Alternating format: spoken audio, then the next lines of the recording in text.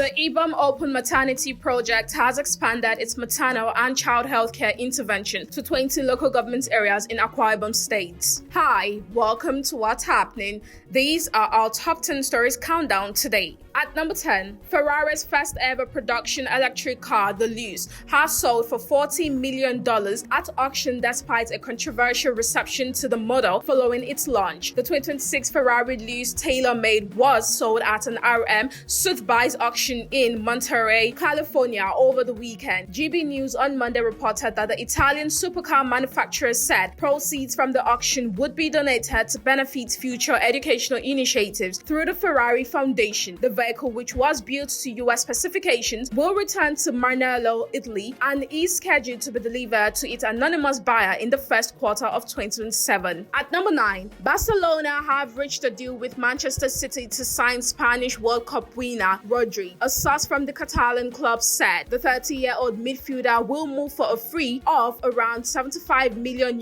according to reports. Rodri had been linked with Real Madrid after Spain won the World Cup in July, but Barcelona pushed to sign the former Atletico Madrid star, who has played a key part in Manchester City's success since he joined in 2019. The midfielder, who won the Ballon d'Or in 2024, has struggled with injuries over the past 2 seasons, but shone as Spain won their second World Cup. At number 8, the National Drug Law Enforcement Agency has arrested a 48-year-old businessman, Nwako Onyebuchi, with 1,550 kilograms of cocaine concealed inside the walls and railings of his luggage at the Murtala Mohammed International Airport, Lagos. The NDLEA Director of Media and Advocacy, Femi Babafemi, disclosed this in a statement on Sunday, saying the suspect was arrested at the departure hall of Terminal 2 while attempting to board a Qatar Airways flight to New Delhi, India. According to Babafemi, a search of Onyebuchi's check-in luggage revealed the cocaine, which had been factory-fitted into the walls and railings of the bag. At number 7, the Speaker of the Edo State House of Assembly, Blessing Agbegbako, has resigned from his position. Agbegbako stepped down on Monday amid moves by some lawmakers to impeach him. His resignation was confirmed on Facebook by his media aide, Ivy Adodo Ebojele, who said further details on the circumstances surrounding his exit would be made public later. The development has thrown the Edo State House of Assembly into a fresh leadership crisis, with lawmakers expected to determine a new speaker.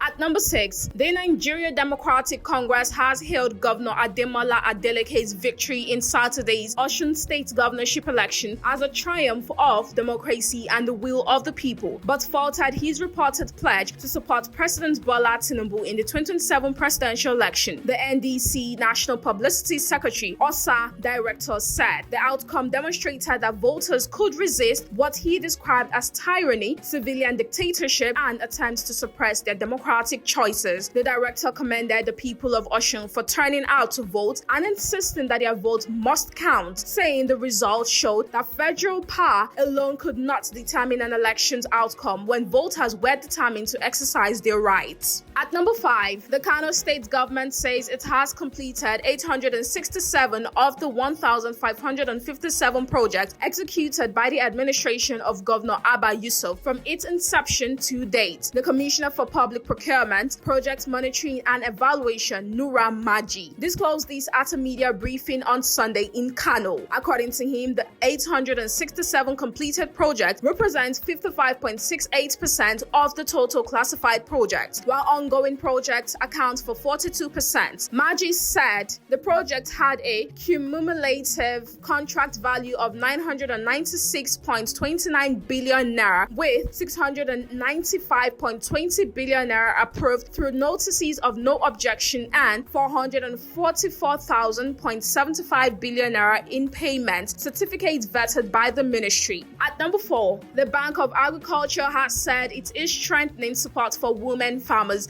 by expanding access to agricultural finance and input to boost production, strengthen livelihoods, and improve their participation in the agricultural value chain. The bank disclosed this in a statement issued to journalists on Monday, highlighting its intervention to address persistent barriers confronting women farmers, including limited access to finance, input, technology, mechanization, and markets. According to the statement, women are widely recognized as a cornerstone of Nigeria's agricultural economy, with estimates cited by the Food and Agriculture Organization placing their share of the agricultural workforce at up to 70%. At number 3, the General Officer Commanding 8th Division, Nigerian Army, Major General Bemga Paul Kugna, conducted an operational assessment visit to Kebe, local government area of Sokoto State, following renewed security threats allegedly posed by the Lakurawa terrorist group. The visit, which focused on the forward operating base in Kebe and surrounding communities, came amid a reported renewed attack on the Ugushi community in the area. Kogna, who undertook the assessment as part of efforts to strengthen security in the area, said the army had adjusted its security architecture to prevent further terrorist infiltration and protect vulnerable communities along the Sokoto to Kebbi border.